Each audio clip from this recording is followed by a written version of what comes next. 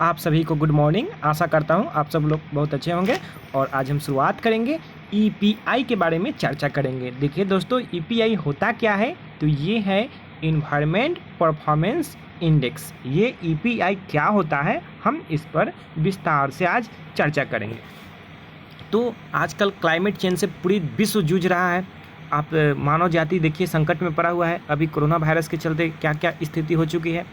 तो ये जीने के लिए इन्वायरमेंट बहुत ही ज़्यादा ज़रूरी है।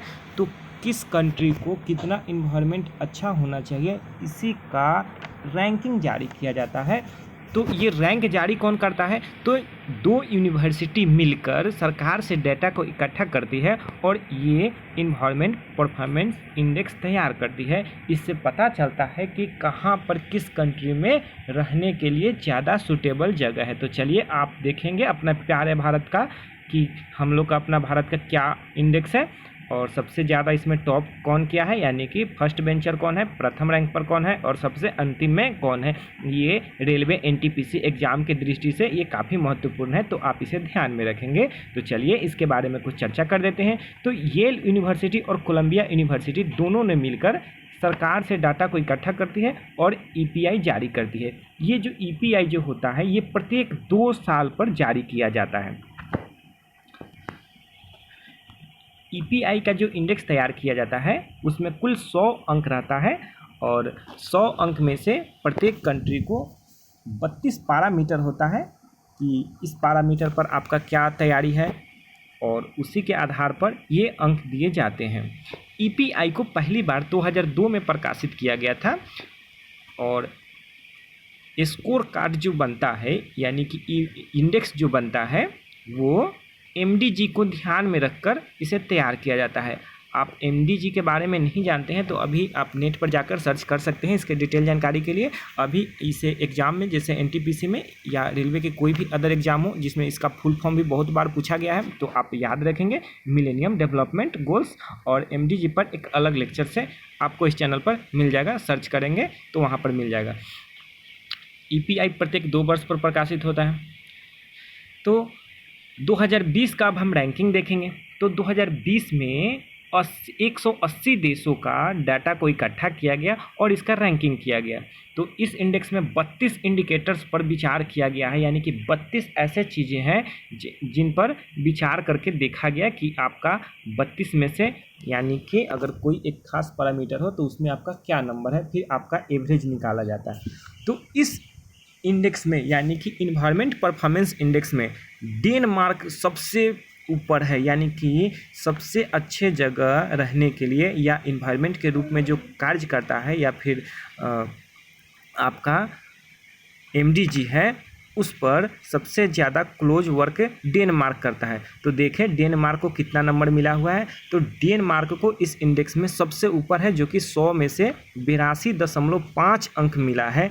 और डेनमार्क की राजधानी आप कमेंट कर सकते हैं कि डेनमार्क की राजधानी कहाँ है।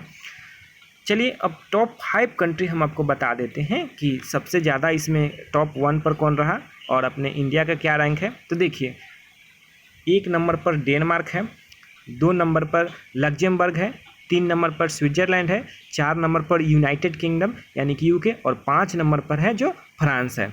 और इसमें 180 देशों की कंट्री में पहला तो डेनमार्क हो गया। आप 2-3 बातों को बहुत ध्यान से याद रखेंगे, जैसे पहला कौन स्थान प्राप्त किया तो डेनमार्क और सबसे अंत में कौन प्राप्त किया।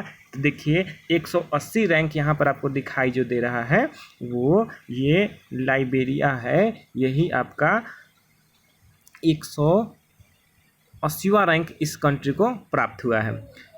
और अपने भारत का जो रैंक है बहुत ही बुरा स्थिति है। अपने देश में पॉलिटिकल वर्कर के चलते यहाँ पर सभी चीज़ें अच्छी नहीं होती, केवल कागज़ पर पर्यावरण को हम लोग अच्छे नहीं कर सकते हैं।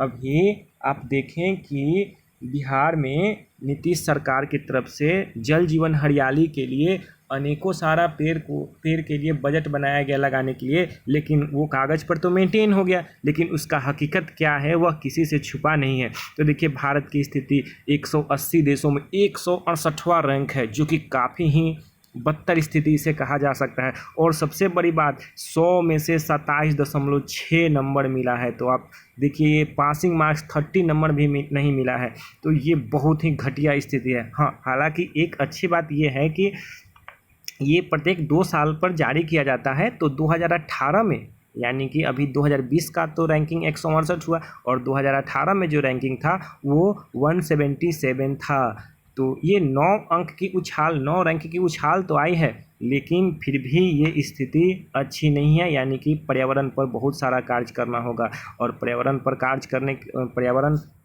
करने के लिए बहुत सारी योजनाओं को चलाया भी जा रहा है। उसमें आप सभी लोग सहयोग करेंगे।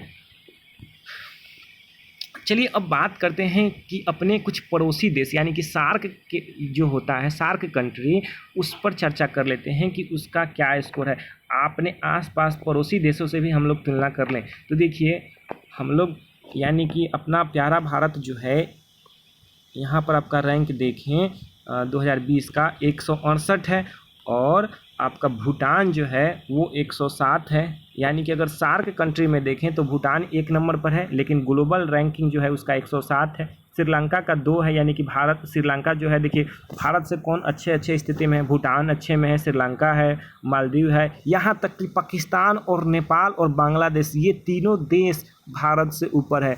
इंडिया को 27.6 अंक यहाँ पर जो दर्शाया गया, तो उसी में देखिए इंडिया से ऊपर बांग्लादेश है जिसे 29 अंक मिले हैं, नेपाल जिसे 32.7 अंक मिले हैं, पाकिस्तान 33.1 अंक मिले हैं, मालदीव को 35.6 अंक मिले हैं, श्रीलंका को 39 अंक, भूटान को 39.3 अंक मिले हैं। और केवल सार्क में इंडिया मतलब अफ़गानिस्तान से ही थोड़ा सा स्थिति ठीक है, बाकी सबसे बहुत ही ख़राब स्थिति में है।